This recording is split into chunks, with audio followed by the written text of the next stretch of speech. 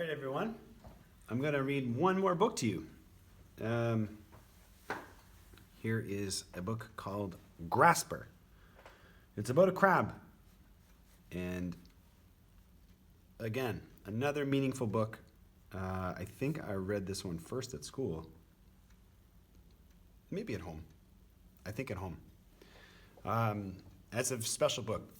I think I'm starting to like anyway, books that don't really follow a clear story arc. They don't happen exactly the way all other stories happen. They're a little bit different. There's twists and turns.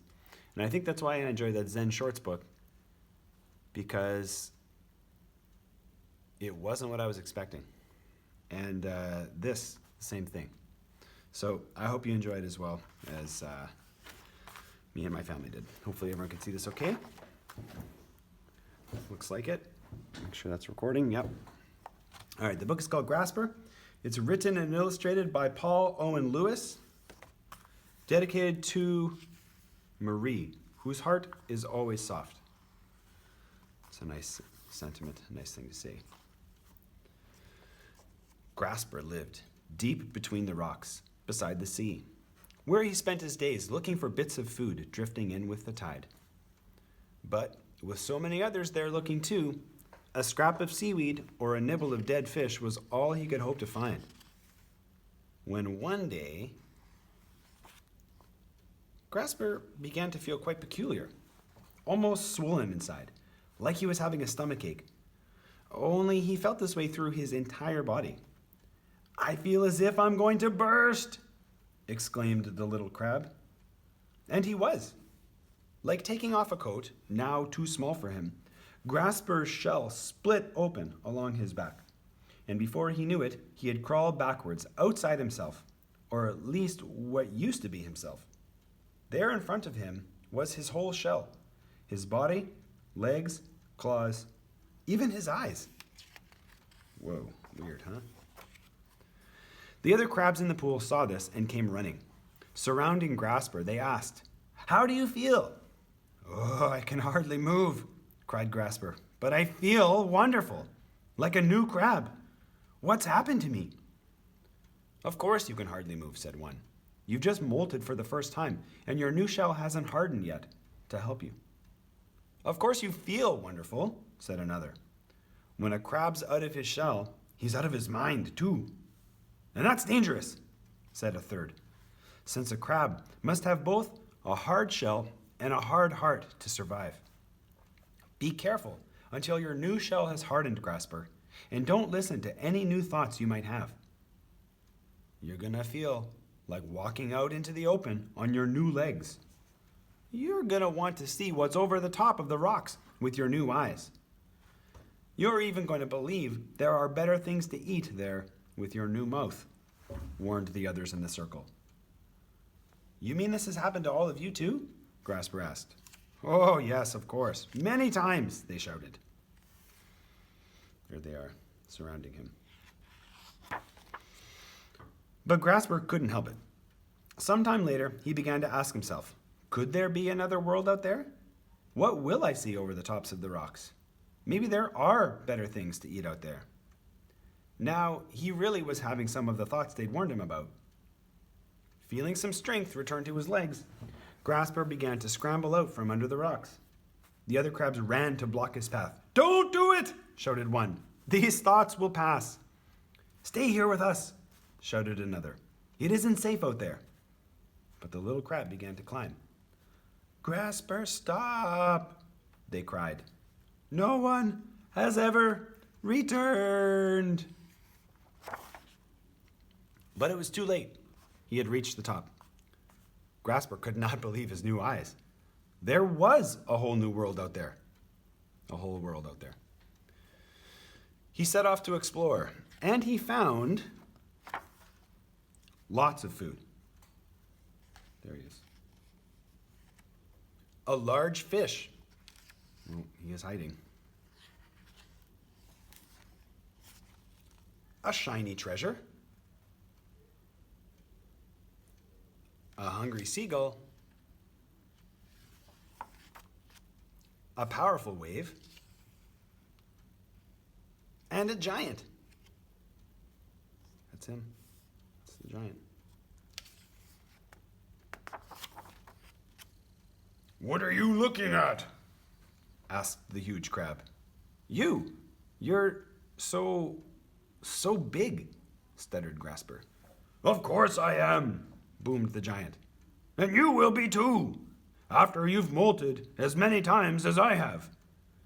Me? As big as you? Cried Grasper. But how? Where I come from, under the rocks, there are other crabs who have molted many times, but they haven't grown any larger. Do they never leave these rocks of yours? He asked. No, they're afraid to, replied Grasper. Well then, of course, said the crab. Everyone knows a crab will only grow as large as the world he lives in, and as big as the heart inside him. You must have a big heart to live in a big world. But they told me I must have a hard heart, not a big heart, said Grasper. A hard heart will not grow, little one. And, he continued, if you're not careful to let your heart grow on the inside of you, neither will your shell grow around it on the outside of you, no matter how many times you shed it. But then a soft heart isn't dangerous? Asked Grasper. Oh yes, it can be, he replied. But it is the only way a crab can really grow. I like that sentiment. That feeling there. Although Grasper had never heard such things before, he knew that what the giant crab had told him was true.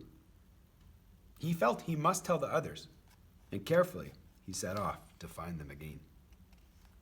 Where is he here? Is that him or is that the giant? I think that's him. I think. Look, someone cried. Isn't that Grasper? He looks bigger, said another. The little crabs quickly surrounded Grasper and asked, What did you see? Excitedly, Grasper began to tell them about the world beyond the safety of their rocks. The colors, the food, the fish, the treasure, the seagull, the wave, the giant crab, and what he had said. But, as he spoke, the little crabs in the circle took their eyes off of him, one by one. Most looked at each other. Some looked down and stirred the sand slowly with their claws. Then, before he could finish, one of them broke in and said, Colors and treasures! Giant crabs, indeed! Grasper stopped speaking. For a moment, no one said anything. No one would look at him. You don't believe me, do you? Grasper demanded. I didn't say that in a very demanding way. You don't believe me, do you? Grasper demanded. There we go. Of course we do, said one. A crab is likely to imagine many things when he is soft. After all, it's only natural when you're scared, when you're frightened. Why, the last time I was soft, I thought I saw a creature as tall as the sky, walking on only 2 legs. I thought that I saw a fish as big as the sea that blew air and water out of its head, exclaimed another. The little circle erupted with laughter. See, Grasper, said another, stay here with us and give your shell time to harden completely. Once it does, you won't imagine those things anymore. You'll forget them and be safe again. But I'm sure I saw, Grasper began to say. But something strange was beginning to happen. He couldn't remember very clearly. Instead, he said, That's funny. Now that I'm down here again, those things don't seem so real. Maybe I did imagine it after all. Of course you did, said one. Of course I did, repeated Grasper. It's only natural, reminded another. It's only natural, Grasper repeated softly. Grasper was staring blankly at the sand in front of him. The colors, the treasure, even the giant crab faded from his mind. His new shell had hardened completely.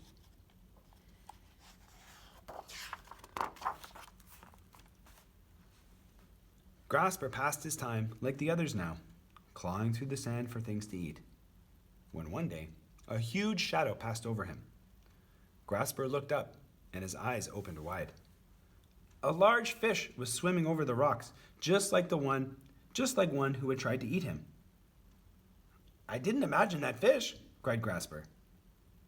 Suddenly, he could remember again, and he began to feel quite peculiar, almost swollen inside, like he was having a stomachache through his entire body.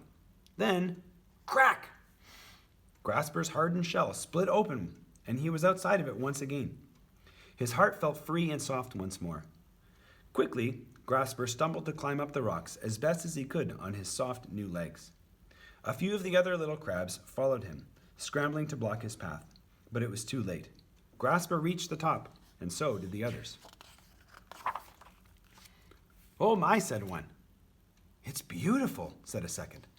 "Grasper, you didn't imagine it," said a third. Grasper and his friends left their little world between the rocks that day, and they never returned.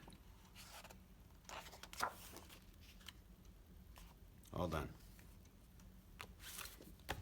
So, that's Grasper by Paul Owen Lewis. I hope you enjoyed it, everyone.